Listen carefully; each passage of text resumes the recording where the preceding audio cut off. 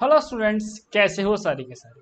आज के इस लेक्चर में हम कवर करेंगे एक बहुत ही इम्पोर्टेंट टॉपिक आपको बताने वाला हूं और ये एक्सप्लेन भी करूंगा। और आज हम टॉपिक पढ़ने वाले हैं that is features of SQL के बारे में बात करेंगे।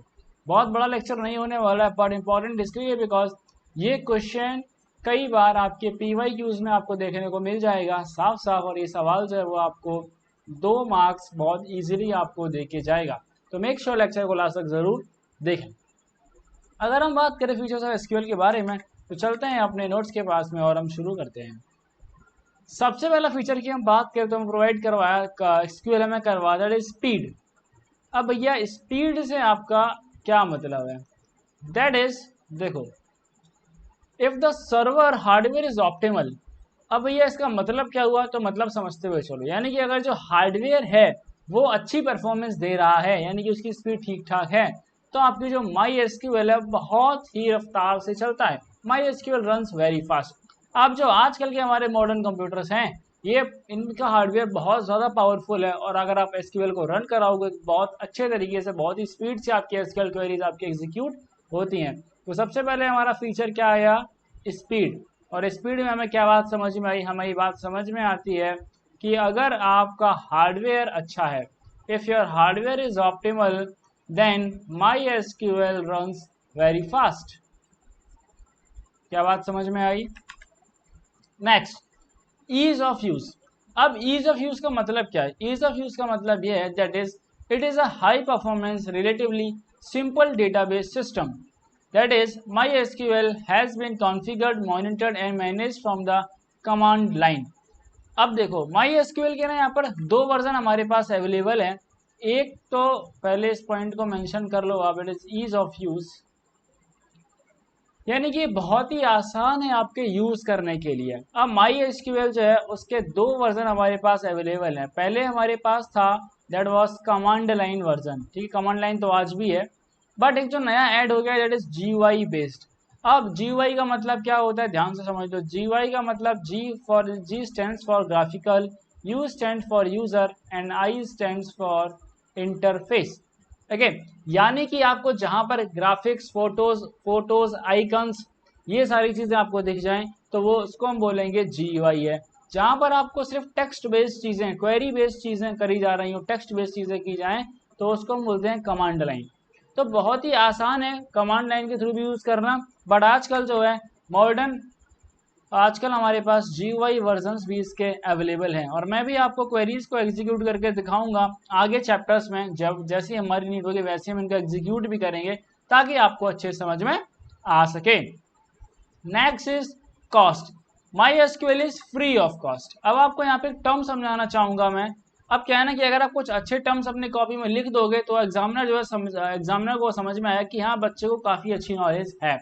दैट इज इट्स अवेलेबिलिटी, ठीक है, या फिर हम कह सकते हैं कॉस्ट, इसको कॉस्ट।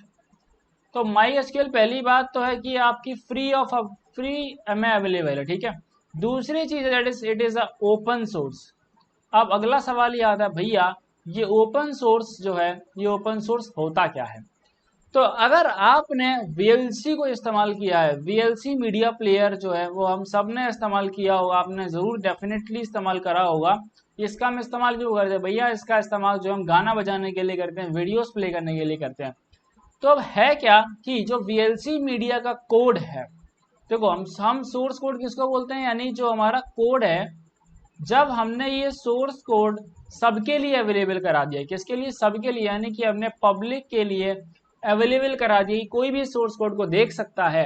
और अगर आप आगे प्रोग्रामिंग पढ़ोगे तो आपको बात समझ में आएगी कि अगर आपको इस सोर्स कोड को देख करके लगता है कि इसमें कोई भी चेंजेस करे जा सकते हैं, और उन चेंजेस को करने से तो हमारा जो एग्जिस्टिंग प्रॉब्लम है वो सॉल्व हो रहा होगा, but fever come line of code में हम उस चीज को सॉल्व कर पा रहे होंगे। तो ऐसे हमारे पास कुछ ओपन सोर्स प्रोग्राम्स भी होते हैं। ओके, तो उम्मीद करता हूं कि ओपन सोर्स का मतलब तुम्हें समझ में आया होगा। ओपन सोर्स का मतलब क्या होता है कि इसका सोर्स कोड फ्रीली अवेलेबल है, कोई भी आप इसको देख सकते हैं। Next we have that is query language support. MySQL understands standards based SQL। आप सिंपल समझ जाओ इतना सा कि ये भैया क्वेरी लैंग्वेज को सपोर्ट करता है, और इसमें जो माई एसक्यूएल है हमारा, that is my SQL software हमारा एसक्यूएल को सपोर्ट करता है। ठीक है, SQL is structured query language. ठीक है, उम्मीद करता हूँ कि हमारा जो ये काम कर रहा है। चलो वेरी गुड, मुझे लगा चला गया। Next is portability. आप इसमें से कुछ पॉइंट्स को लिख सकते हैं, जस्ट अ सेकेंड। ओके, थोड़ा सा ग्लिच है यहाँ पर। ओके, अभी मेरा यहाँ से गिर गया था मेरे हाथ से। Portability, MySQL provides portability as it has been tested with a broad range of compilers and can work on different platforms। तो पोर्टेबिलिटी का मतलब साफ साफ इतना सा है कि अगर हम MySQL को डिफरेंट प्लेटफॉर्म पे रन करा सकते हैं, यानी कि आप इसको विंडोज़ पर भी चला सकते हो। ठीक है, अगर तुम्हारे पास मैक है तो आप मैक पर भी चला सकते हैं, आप इसको लाइनक्स पर भी चला सकते हैं, ये आपके सभी प्लेटफॉर्म्स पर चलेगी। डिफरेंट वर्जन्स ऑफ कंपाइलर के साथ ये बहुत अच्छे से काम कर रहा होगा। Next, that is data type.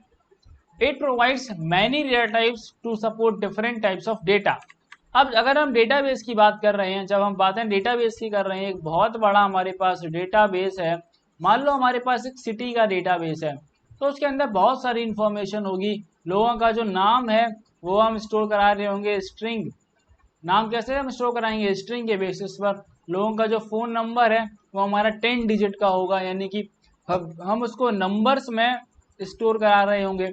फिर लोगों का जो एड्रेस होगा, एड्रेस में क्या हो जाएगा? एड्रेस में नंबर प्लस स्ट्रिंग्स हमारी आ जाएंगी।